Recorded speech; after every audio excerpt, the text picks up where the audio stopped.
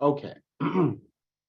So I can go through some of these pretty quickly because, but I'm going to go into detail on some other areas. And we are talking about the commercial contract, and this is the approved form for the Florida Association of Realtors. I'm Steve Wallace. I'm a partner with Ward Damon and a partner in Lighthouse Title Company. So oftentimes when we're dealing in commercial contracts, Section 1 is very important because oftentimes in these scenarios, entities are the ones that are purchasing the property. So both on a buyer and a seller scenario, the most common form of ownership for commercial properties are limited liability companies. Limited liability companies can be manager managed or member managed. And the other thing that's very important is that you accurately reflect the correct name of both the buyer and the seller. I've had transactions where a seller or buyer has been able to get out of the contract because the proper name of the entity is not written in the contract. The best way to verify in Florida what the name of the entities are is you go to sunbiz.org, you type in, you do a company search, and you can check to see whether or not the company is in existence and the correct legal name of the entity. And additionally, before you take a listing, it's also important to know that the party that's signing your listing agreement and ultimately that's signing the commercial contract is the proper entity and the proper party that is able to bind the company. And the only way you're going to know that is to get a copy of the operating agreement, which is the contract that governs the company. And if a seller doesn't want to provide you that or doesn't have one, that's a concern. Ultimately, at closing, one of the requirements is that we have the party sign a resolution that appoints the proper party to execute the closing documents on behalf of the party. So you must make sure that the entity that signs the contract is authorized by the company to bind the company. And ultimately, the only way you know that is by looking at the operating agreement. And who would have thought that as a listing agent or a selling agent that you would need to do legal due diligence? But I'm telling you, especially in commercial transactions, especially in Florida, which you've heard me say on my prior webinar on my residential contract, Florida is a sunny place for shady people. And we've had scenarios, and I get alerts every day from my title insurance underwriter that there's been forgery on deeds, that there's forgery on contracts. So you must make sure, and it's even more heightened in Broward and Miami-Dade County, because those are fraud cap, and Palm Beach County as well. The FBI has a mortgage and real estate fraud bureau just for these three counties. So I can't stress enough, make sure, again, you have a license as a real estate sales agent or a real estate broker, you have a license to print money. If you look at the closing statement, the fees that you make on the closing are a lot more than I make on a closing. So please protect that. Always be careful who you're doing business with. And again, you are privileged to be a licensed Florida real estate agent because, again, I can't stress enough, it's a license to print money. Line 4, line 6, you want to make sure that you have the correct property address, you have the correct parcel ID number, and the correct legal description. You can get these information from the property appraiser's website. Do not trust the tax roll. Do not trust the MLS or LoopNet or any of the other listing services that you have. And the best way to get the proper legal description is the deed. And if it's a meets and bounds legal description, then I oftentimes will just say see exhibit, and then you would attach as an exhibit the deed, or the survey of the property, which you can get from the seller. So you accurately reflect what is being purchased. I've had situations where there's been mistakes in the legal description and the parties are able to get out of the contract because that's not the correct property that either party has the meeting of the minds to purchase. So again, I want you guys to close every transaction, because unless I'm missing something, you don't get paid unless a closing happens. Also, if this is a situation where you're selling an apartment building, where oftentimes there's appliances, and if this is potentially a furnished property or there's equipment that's being sold with the property, then ultimately you want to attach as an exhibit a list of all the personal property that's being signed and being purchased. Any questions about paragraph number 1? This is a situation where a transaction can be made or lost if this is not properly filled out. Purchase price goes without saying. The escrow agent, now keep in mind, we're going to talk about it later. The escrow agent is not necessarily the party that is going to be handling the closing. So in the additional comment section, if the escrow agent is a different party than the title company or the attorney that's handling the closing, then you make sure and write that in the additional comments. Under Florida contract law, a contract is not a legal binding contract unless consideration is made, and that consideration is the deposit. You have to make sure that the deposit is cleared and collected. So ultimately, if I'm handling one of your closings, you have to make sure that the deposit is wired to my trust account. I don't take personal checks. I don't take cashier's checks. For commercial transactions, we only take wires. Same thing goes with B, C, and D. This will either be commercial financing or this will be seller financing. We're going to talk a little more in detail because commercial financing is greatly different than residential financing. If any of you are existing residential agents, then this is an important section to be mindful of because financing is a lot different. And then if this is a cash transaction, you have to verify the cash to close. You have to verify that this is ready, willing, and able funds. If the funds are coming from a brokerage or retirement account, that doesn't necessarily mean if you have a certain balance 30 days before, that those funds will be the same balance at closing. So make sure if you're basing it off of a retirement account or a brokerage account, that there's enough wiggle room in that account that will provide for the necessary funds at closing. I've been in scenarios when there's been economic downturns and different economic cycles where the funds were not available at closing because the markets have gone down. So that's something else to be mindful of, and also be mindful of situations where there's foreign currency. You have to make sure that if you are getting a bank account, that the funds are converted to US funds. I represent a lot of South Americans, and certain countries, like for example, Brazil, if the purchase price is over a certain dollar amount, they need government approval to transfer funds out of the country. So keep that in mind when you're computing closing dates. I've had transactions blow up. I've had litigation ensue because my sellers did not heed my advice and didn't make sure that those foreign funds were converted into US dollars before they accepted the transaction. Any questions about paragraph 2?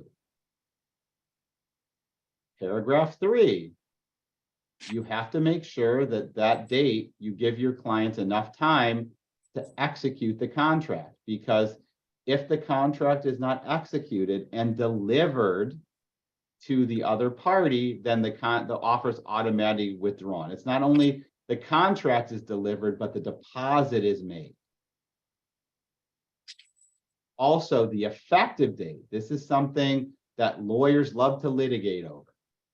The effective date of the contract is the date on which the last one of the seller or buyer has signed or initialed and delivered the offer. Because the effective date is oftentimes the date that we calculate different dates. Like, for example, in section 4A, we oftentimes will say it's 30 days after the effective date, or 30 days after the end of the due diligence period. Keep that all in mind. And then the last day to perform, these are all calendar days, unless we specify differently, but the last day to perform the last day to perform, if is on a Saturday, Sunday, or national holiday, the date to perform will be, or the closing date will be extended to 5 p.m. of the next business day. It's very simple when you're completing a contract to look at the calendar. I've made that mistake before too, where the last day to perform or the closing date is on a Saturday or Sunday, but it's easy to look at the calendar before you enter the contract. Location, generally speaking, unless you specify differently, the location is going to be where the county where the property is located. But the closing on commercial closings, it's very rare where we do an in-person closing. We have clients sign, execute, scan, and then we get the originals FedEx to us. It's very rare I do an in-person commercial closing. I do a good amount of in-person residential closings, but commercial, we do it by scan, fax. I mean, if there's a party that must do an in-person closing, we do it, or we'll have a mobile closer close. Okay, third-party finance. This is important because financing on commercial properties, it's very rare that a property financing will be greater than 80% of the purchase price. Most transactions happen on purchase prices between 70. The loan lenders will provide 70 to 75%.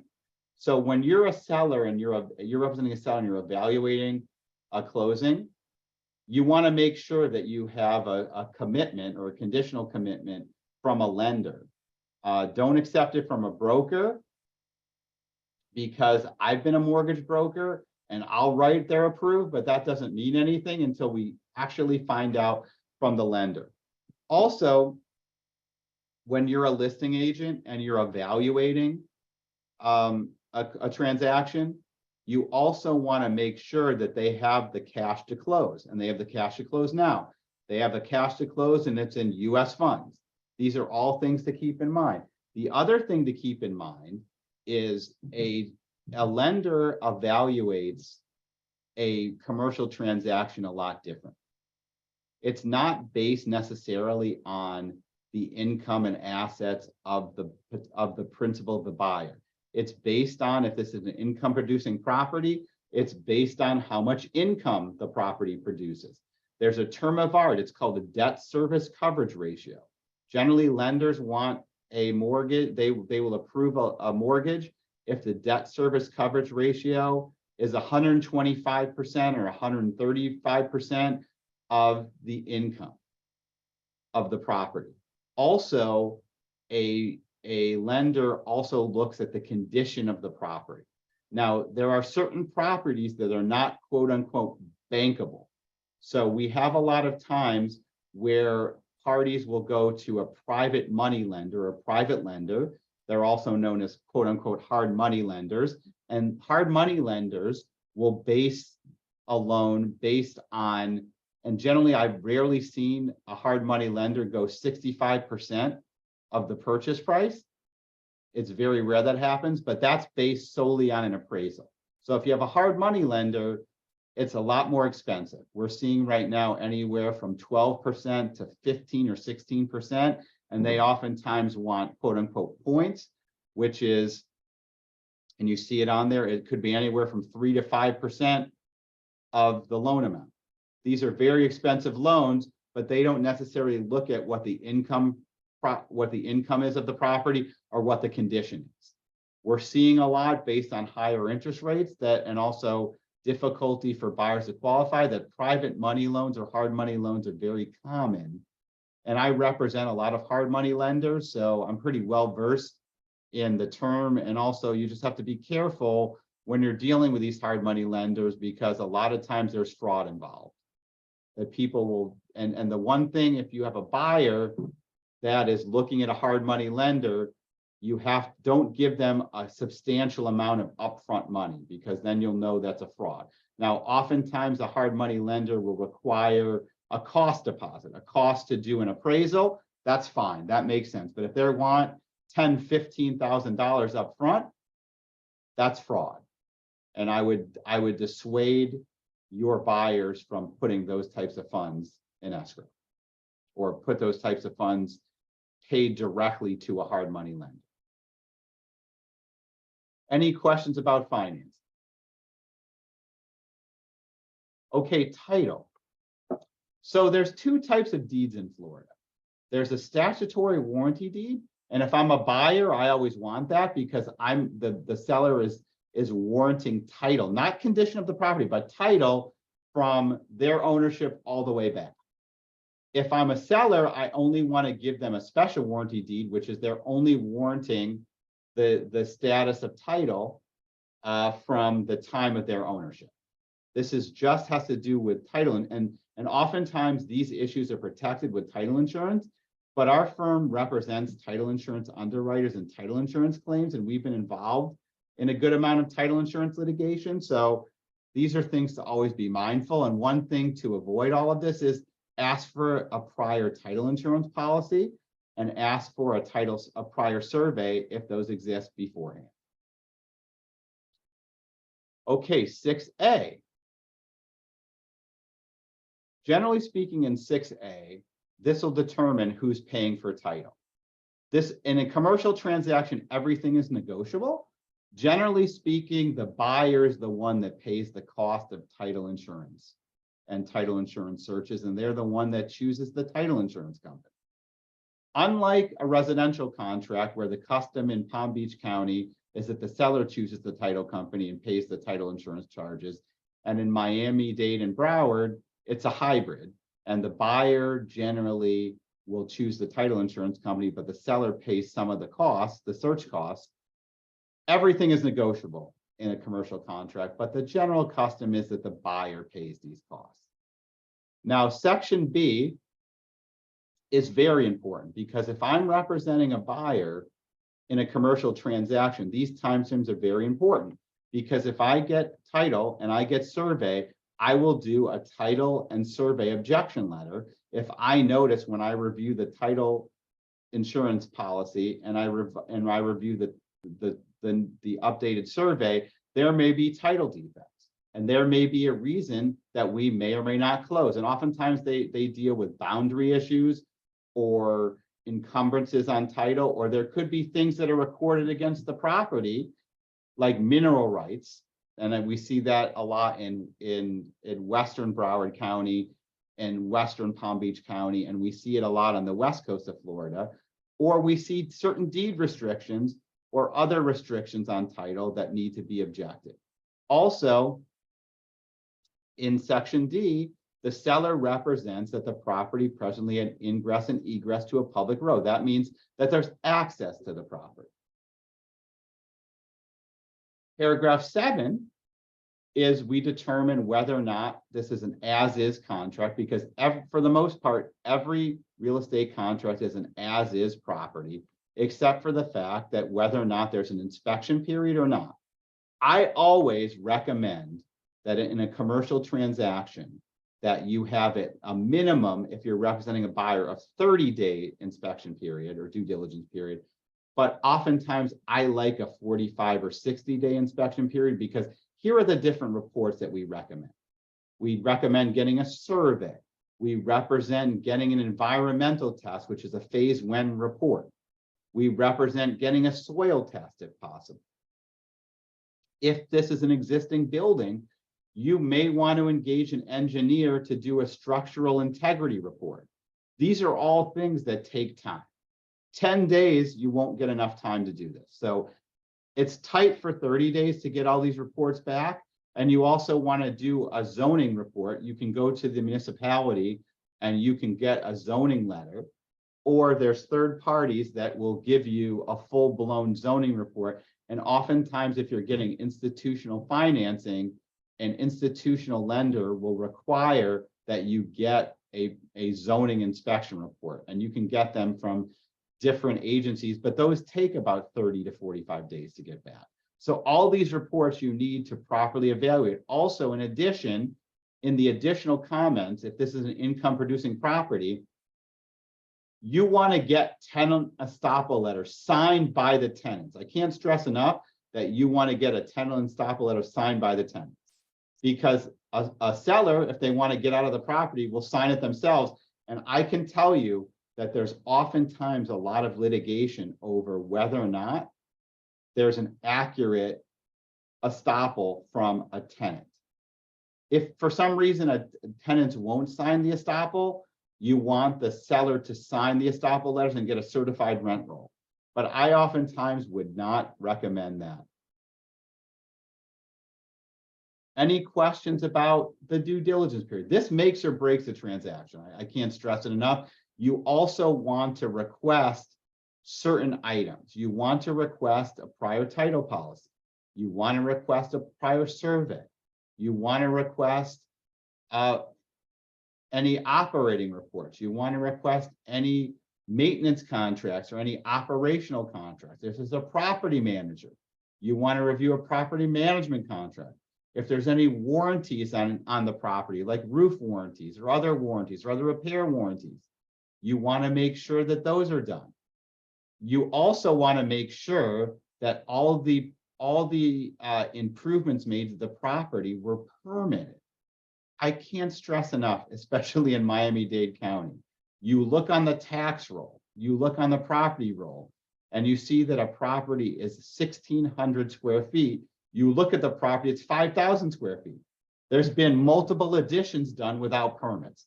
The risk that you run under that scenario is if the county or the municipality goes in and they want to cite you that building was done without a permit, they have the right to get an order where they can require that you remove all those permits. You've paid for a property that's a 5,000 square foot property, but it's only permitted to be 1,600 square foot. So really be cautious. And this is very common in Miami-Dade County. In addition to what you were saying, a pro forma would most likely disclose all of the fees that you kind of mentioned, right? If you ask for a pro forma. A pro forma on the income on the property? Mm-hmm. Yes, except for the fact that, again, I'll say it again, Florida's a sunny place for shady people. So you want to get all the backup documents. You would also want to get the tax returns from the seller, from the selling entity for the last couple of years. And there may be situations where they don't want to provide it to you. And my guess is there could be some tax evasion involved. But you want to ask for it. Yeah. Okay. And copies of all the permits and the like. Paragraph 8. This is very important. Seller will continue the operating the property, and any business conducted on the property in the manner operated will not take no action that will adversely impact the property after closing as the tenants, lenders, or business. Any changes such as renting any vacant space that materially affect the property or buyer's intended use of property. You always want to check if you're representing the buyer only with the buyer's consent, because what would happen is a seller for the next 60 days could enter into all these non-market leases to maximize the income that they get prior to closing, and then you're stuck with these leases. So be very mindful of that. Don't let the seller, enter into any contracts without your buyer's consent. Possession. The seller will deliver possession and then make sure if it's going to be delivered with tenants that it's subject to the tenants. If it's not subject to the tenants, then say no. Section C, seller provide the following documents. So if you look at it, you want an updated rent bill, tenant and lender estoppels. Now here's a couple things. This right here, the tenant subordinate non-disturbance and interment agreements required by the buyer's lender. This can be a major issue if your buyer's getting institutional financing. So as quickly as possible, you need to get copies of all the leases, because sometimes the leases may not require that the tenants that enter into these SNDA agreements. The lender is going to require this, because basically what it says is that the tenant's lease is subordinate to the mortgage. So in essence, what it would say that if there's a foreclosure, that the lender would take, that the tenant would take it subject to the lender's ownership. And certain times this could really blow a deal out of water, especially if you're dealing in an office building or a warehouse where you're dealing with institutional tenants. This could be a situation where this could blow up a transaction. So be very mindful of this section. Section D, this is taxes. And again, be mindful that once the transaction closes, the next year, the property is going to be reassessed. And there's no cap on the increase in commercial properties, non-homestead commercial properties. So taxes will go up 2%, but then it could go up 10% each year. So in section E, special assessment leases, as I talked about in the residential contract review, this does not apply to homeowners or condominium association. This has to do with municipalities. So you'll notice, and you want to get a copy of the prior tax bill from the seller, because this will tell you if a special assessment is done. So keep in mind that, and a special assessment would generally be if a property is going from septic to sewer, or going from well water to municipal or county water, or there could be road improvements. But all of those will be indicated on the seller's tax bill. And please read this carefully, because this says that a buyer will pay all installments after closing. Now, sometimes this could be negotiated where the seller is going to pay the special assessment on or before closing in full. So these are all things to keep in mind when you're negotiating these transactions.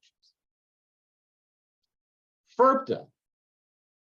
In these types of transactions, because these are commercial transactions, these are going to be a situation where a seller has to withhold a portion of the purchase price.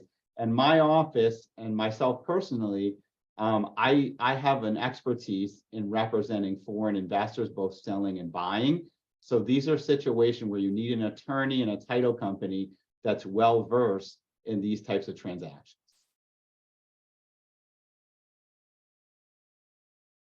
Escrow agent. So I'm a little biased, and I know that Deco Realty does not hold escrow, and that's a smart decision on behalf of your broker. But other brokers do handle escrow funds. And I always, if I'm representing either party, I don't like agents to hold, brokers to hold it, because they're subject to escrow disbursement orders by FREC.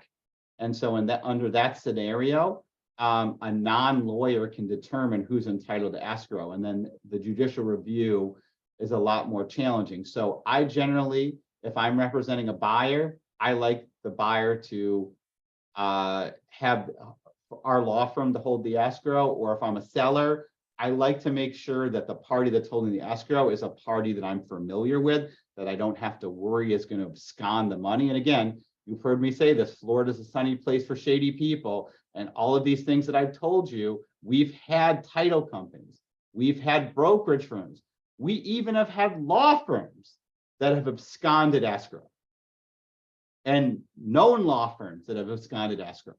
So we always have to make sure to do our due diligence, and please make sure of those issues. Now, in commercial transactions, oftentimes there's a written notice and cure period. So you have to make sure that we put the days, and if I'm a seller, I want as short of a cure period as possible. If I'm a buyer and I'm trying to come up with the funds to close, I want as long of a cure period as possible. Now, force majeure, we are in hurricane season right now. If you are in the box, which means that a storm is going to hit your area within 3 days of the closing date, then you will not be able to bind insurance. And also, if there's a hurricane present, you will have a situation where you will have an automatic extension of closing. Now, notice, unlike a residential contract, the commercial contract has not updated for pandemic or epidemic.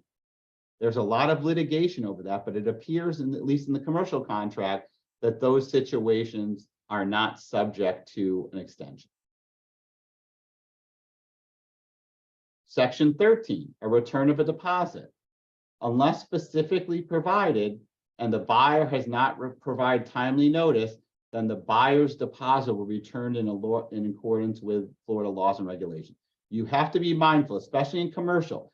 Every commercial transaction that I would handle for any of my agents, we provide you with a critical date list, and we calendar and double and triple calendar those dates, because the last thing we want to do is for any of our clients to miss dates, or for any of you to miss dates, because missing dates have consequences, and missing dates have liability potential for agents, and that's the last thing that we want to have. In this particular section, if I'm representing a seller, I want to make sure and cross out that a buyer also has the right to seek damages. If I am representing a seller, I want the seller to have a choice of receiving return of a deposit or sue for specific performance. Specific performance means if a seller doesn't timely perform under the contract, and I've handled many of those transactions before, then the court would actually order the seller to sell. If I'm a buyer, I want to have a right to sue for damages, get a deposit, or sue for specific performance. But again, it really determines who you are representing to make a determination. Also, this is something to be mindful of. Under this particular contract, the prevailing party would be awarded attorney fees. So for example, if you sue a party for unpaid commission, you would have the right to reserve your fees. Notice section. These are all the notices that are very important.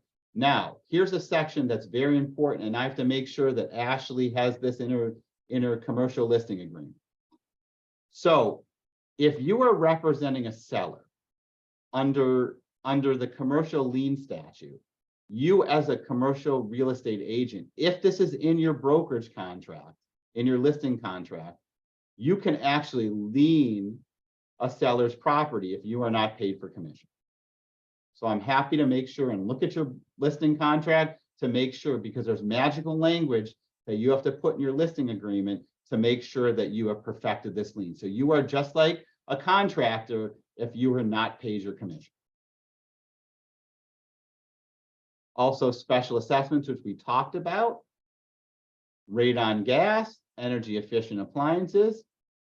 So risk of loss, this is another section that is something to be especially mindful of, because risk of loss, if the property is damaged after a certain time period, if it's after the effective and before closing, the seller will bear the risk of loss and the buyer can cancel the contract and get the deposit back.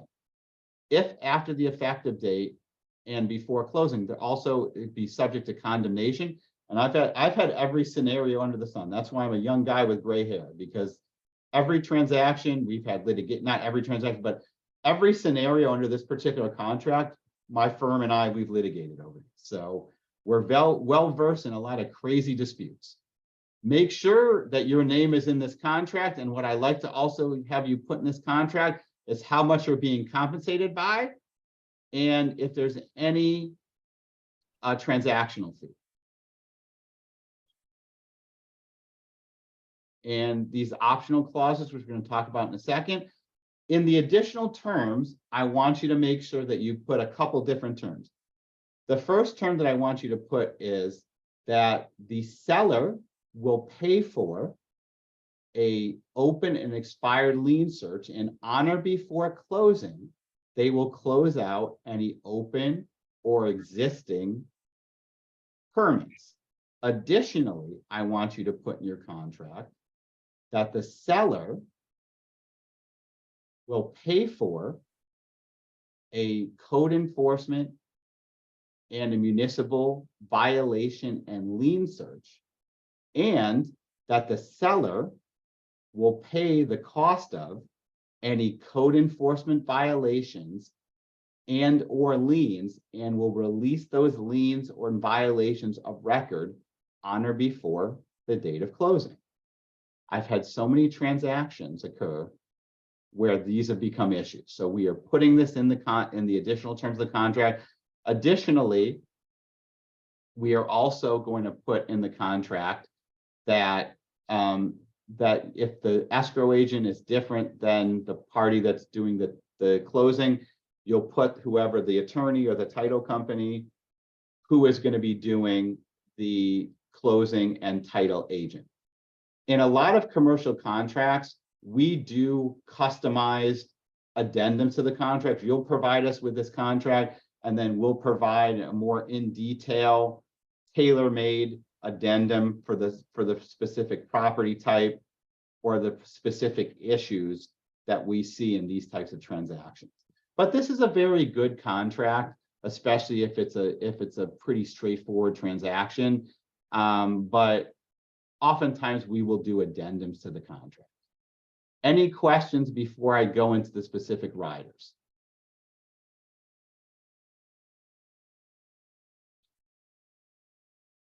Okay, we see a lot of times seller financing. So in this particular transaction, you as an agent cannot prepare the seller financing documents. This is something that I strongly advise you have an attorney prepare. Sometimes title companies will use their pre-printed forms, but these are scenarios where you really should have an attorney that's well versed in these. I've prepared these financing documents thousands of times, but you would put all of the terms in here, and this is just for seller held financing. Representations and warranties. So seller representation, this is a very simple representation and warranty section. This is a situation where oftentimes we'll customize an addendum and we will provide very detailed representation and warranties. But this is a scenario where you will have your seller represent what the income is against expenses, and this will provide a certain time frame for a seller to provide, for a buyer to review and provide backup against these particular costs. And then warranties. I always want to have a seller, if I'm representing a buyer, provide these different warranties. There's no notice of code enforcement liens, any lawsuits, unsatisfied construction liens, incompatibility of a land with land use plans, tenants in bankruptcy, special assessments. I go into a lot more detail in mine, but this is a good start. And especially, you know, when you have unsophisticated parties that are not represented by attorneys, again, my goal is for you to close a transaction and get a commission, because unless I know something differently, you're not closing a transaction without receipt of a commission. Sorry, you will not get your commission without any receipt, any closings. So these are the three that are really important. But I can't stress enough, in commercial properties, it's really important to have a party hire an attorney, because by doing so, we can customize these. And again, I have a lot of experience in these scenarios. So this is a situation where, you know, I could customize an addendum, but not a 50-page addendum like a New York attorney would provide. You know, I would provide a 3 to 5 page addendum, which will address all these concerns. Okay, any questions at all before we wrap up? And I'm happy to, and I'm going to put in the chat box my email address.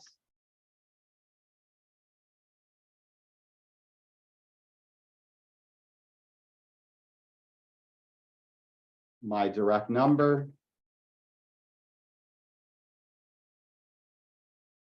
And our firm's website. And if any of you guys need that information for a contract, I can send it in our group chat. And I'm happy to thank you so much, Ashley, and all of you that have attended both of our webinars. Any last words or questions before we end? Good time to ask. And also Mr. Wallace is a great contact to have for any legal questions that I cannot answer.